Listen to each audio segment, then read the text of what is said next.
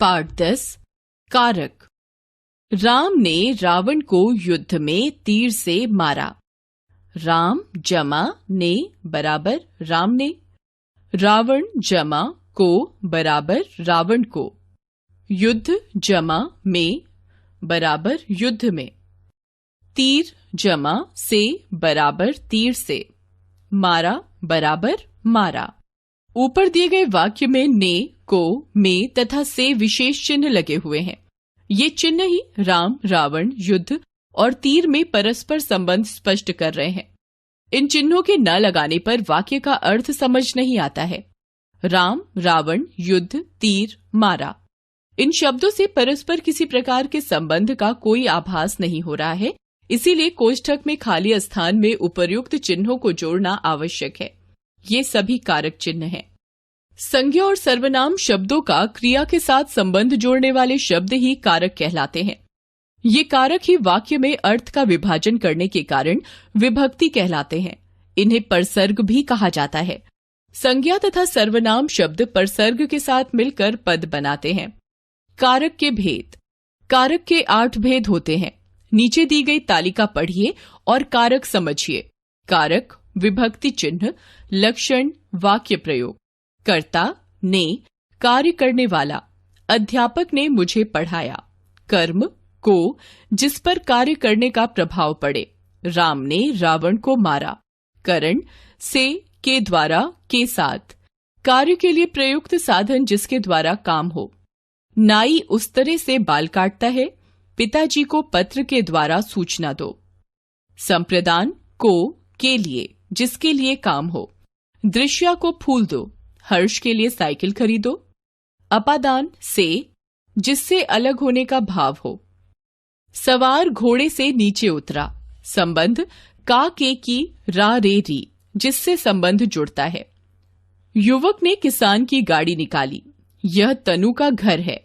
हमारा घर सामने है। अधिकरण में, पर, जिससे कार्य के आधार का बोध होता है। राजमहल में राजकुमारी आई। मेज पर पुस्तक रखी है। संबोधन हे, रे, अरे, जिससे किसी के प्रति बुलाने या संबोधन का बोध हो। हे ईश्वर, रक्षा करो। अरे गीता, शोर मत करो। कर्ता कारक। कर्ता का अर्थ है कार्य करने वाला। संज्ञा या सर्वनाम के जिस रूप से क्रिया के करने वाले का बोध हो उसे कर्ता कारक कहते हैं। जैसे बालक ने पुस्तक पढ़ी। छाया पत्र लिखती है। ने के बिना कर्ता कारक। कर्म कारक। जिस वस्तु या व्यक्ति पर क्रिया के व्यापार का प्रभाव पड़े उसे कर्म कारक कहते हैं। जैसे कृष्ण ने कंस को मारा। पुलिस ने चोर को पकड़ा। करण कारक। संज्ञा या सर्वनाम के जिस रूप से क्रिया के साधन का बोध हो उसे करण कारक कहते हैं। जैसे बालक साबुन से नहाता है। वह बस से मथुरा गया। संप्रदान कारक। जिस संज्ञा या सर्वनाम के लिए कुछ किया जाए या कुछ दिया जाए उसे संप्रदान कारक कहते हैं। जैसे मौसी बालक के लिए खिलौने लाई। ये फल तुम्हारे लिए हैं। अपादान कारक। संज्ञा या सर्वनाम के जिस रूप से अलग होने का बोध हो उसे अपादान कारक कहते हैं। जैसे पेड़ से पत्ते गिरे। गंगा हिमालय से निकलती है। संबंध कारक। संज्ञा या सर्वनाम के जिस रूप से उसका संबंध वाक्य के अन्य सर्वनाम शब्दों से प्रकट हो उसे संबंध कारक कहते हैं। जैसे चेतक राणा प्रताप का घोड़ा था। हम सब भारत के वासी हैं। अधिकरण कारक। संज्ञा या सर्वनाम के जिस रूप द्वारा क्रिया के आधार का बोध हो उसे अधिकरण कारक कहते हैं। जैसे तालाब में कमल खिले हैं। पेड़ पर बंदर बैठा है। संबोधन कारक। संज्ञा या सर्वनाम के जिस रूप से किसी को संबोधित किया जाए या पुकारा जाए उसे संबोधन कारक कहते हैं। जैसे हे अर्जुन, युद्ध करो। अरे महाराज, आप आ गए। आपने सीखा कारक संज्ञा या सर्वनाम शब्दों का क्रिया के साथ संबंध बताते हैं।